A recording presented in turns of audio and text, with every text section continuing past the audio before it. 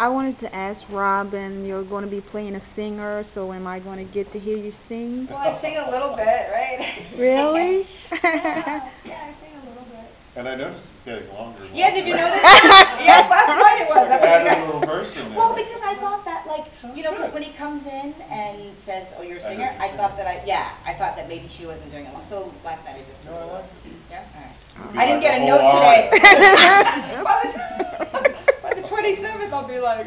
I wanted to ask each one of you, if you want to answer, what attracted you to the role, and once you kind of got into the role, is there anything in the character that associates with your own character? Good question. Maybe you have to start with that. Oh, Lord. I think I was just first attracted to the world of the play and what it occupies. I spent a lot of time in Harlem myself, obviously Harlem now, and I think it's a fascinating place. I just love being on 120th Street, and so, and I love the 30s. I'm so into the music of the 30s, and obsessed with Billie Holiday and what the Harlem Renaissance meant for who we are now as people. So I think I was first really taken by the world,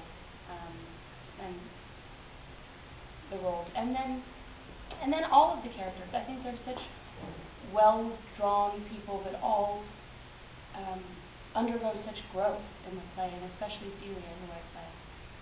I think she begins the play with one set of morals and a compass which she follows really strictly, and then it gets unraveled in a way that's really beautiful and sometimes sad, and so I think any character that you get to play that actually is unlike yourself, I don't think I'm very much like her.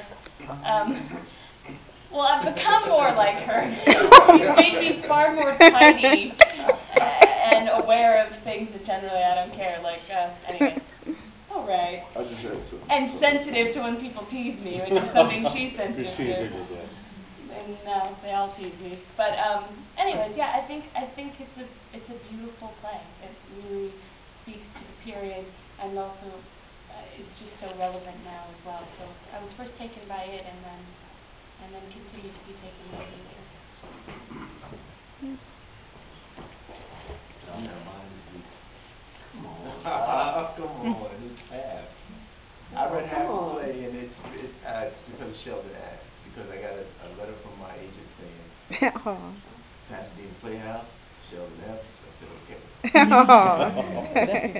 compliment? That's nice. Yeah. But yeah, it wasn't about the play. I didn't read plays, so I got this agent. And after you got into the play and pulling that character, how did you channel that character?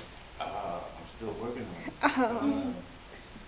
Yeah, I just kind of making it. One of the things that's very moving to me is it's an era when artists were celebrated.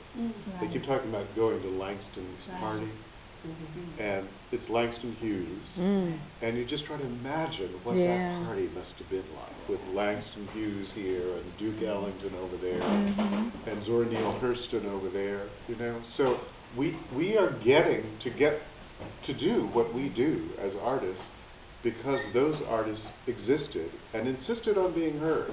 And if they had to be heard in Paris, they went to Paris or Germany or whatever. But they said, I'm a poet, I'm a singer, I'm a genius musician.